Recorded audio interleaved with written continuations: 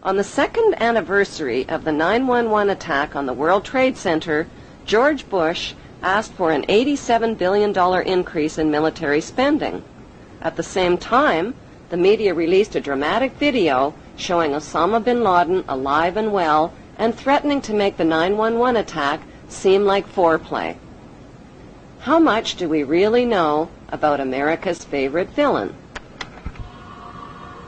Multimillionaire Osama bin Laden was the 17th of 52 children fathered by a wealthy construction baron named Mohammed bin Laden, who had close ties to the Saudi royal family and the Bush family. In 1979, the American CIA and Pakistan's ISI financed an anti-Soviet group in Afghanistan and provoked a profitable 10-year war with the Russians. When the Russians invaded Afghanistan, the CIA hired Osama bin Laden to recruit and train al-Qaeda fighters to fight the Russian army. Invasion. Anti-communist guerrillas in Afghanistan have been at the front line in the fight against the spread of communism. But what was the fight really all about? Not carrots or potatoes. It was about poppies, endless fields of opium poppies that provide over 70% of the world's heroin supply to heroin addicts worldwide. These are very uncomfortable issues for politicians.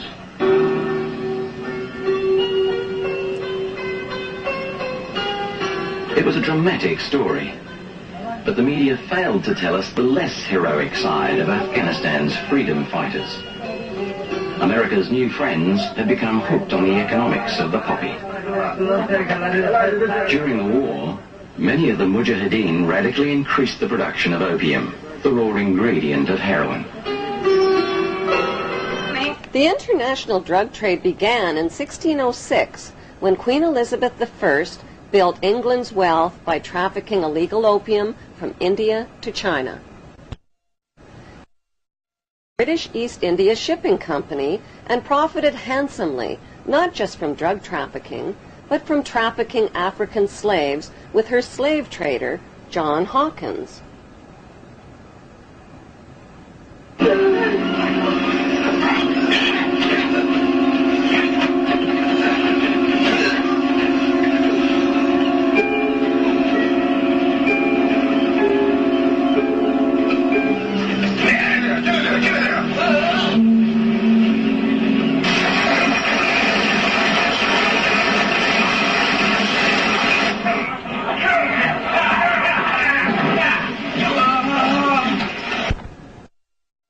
First knighted her slave trader with the noble title of Sir John Hawkins.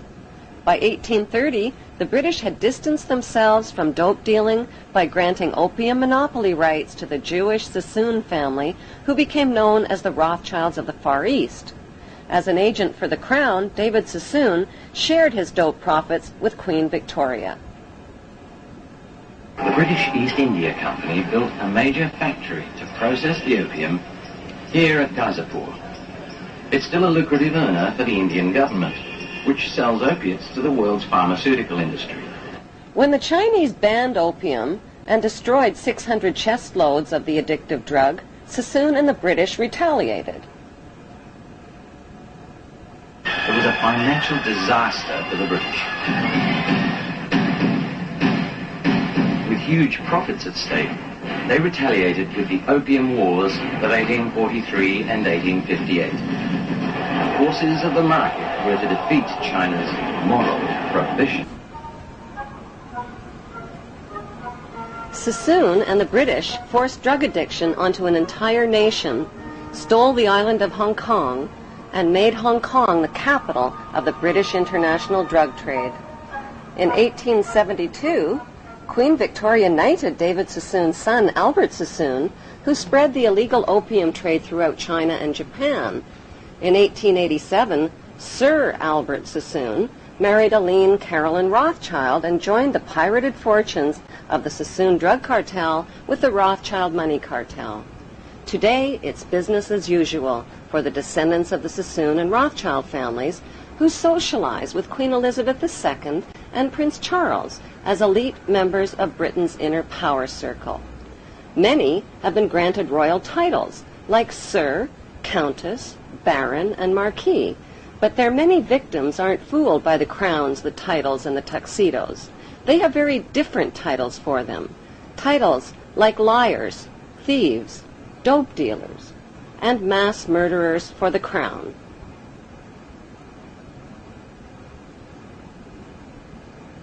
On the other side of the Atlantic, a member of the same opium smuggling syndicate, Samuel Russell, founded Yale University's Skull and Bones Brotherhood with drug money. Exclusive members were financed into political power positions in the CIA, the U.S. Supreme Court, and the White House. When Skull and Bonesman George Bush Sr. became CIA director in the 1980s, the CIA recruited Osama bin Laden to train al-Qaeda and Mujahideen fighters in Afghanistan. The job of Osama's trainees was not just to fight the Russian communists. It was to run Afghanistan's multi-billion-dollar opium trade. Heroin, manufactured from Afghan opium, supplied $250 to $300 billion annually to Wall Street and the U.S. banks. Authors Alfred McCoy and Michael Levine tied the CIA to this unholy drug alliance and received national attention when the CIA tried to suppress their books. Michael Levine became a best-selling author when he wrote about his experience of this unholy alliance. After 30 years' distinguished service with the DEA, he could write with some authority. You could look at what they did to me as an example in microcosm of Central Intelligence's actions and the State Department in completely subverting the drug war. You know, the drug war was something that only existed in the minds of Americans, on the streets of America, for kids like my brother, for cops who died. There was no drug war. The biggest drug dealers in the world were given a license to sell drugs to Americans to support themselves. And this continued right down from Southeast Asia, through the Mujahideen, through the Contras. But how was the heroin smuggled into the United States? One of America's most gruesome secrets is that during the Vietnam War, heroin was smuggled into the United States by hiding it inside the body bags of dead American soldiers.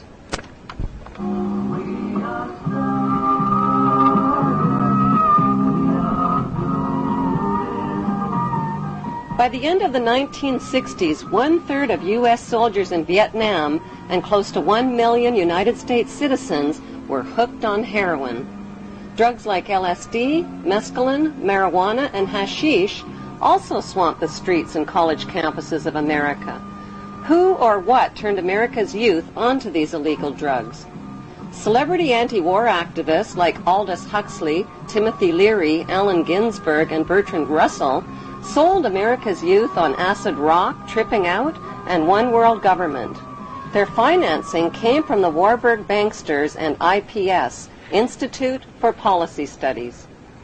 Over 100 million doses of LSD that hit the streets of America were purchased by Timothy Leary and Alan Dulles through S.G. Warburg's Sandoz AB Pharmaceutical Company in Switzerland.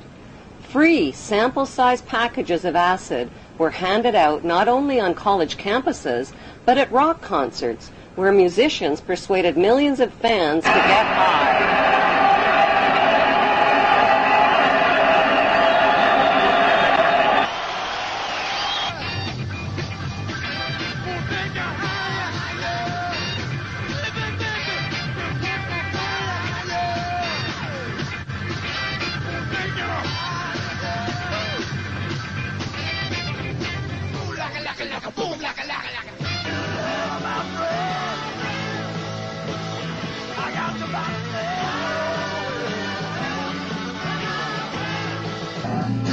Critics of the drug culture blame parents, teachers, law enforcement, and everybody except the people behind it all, namely the Rothschild-Warburg banksters and their Committee of 300.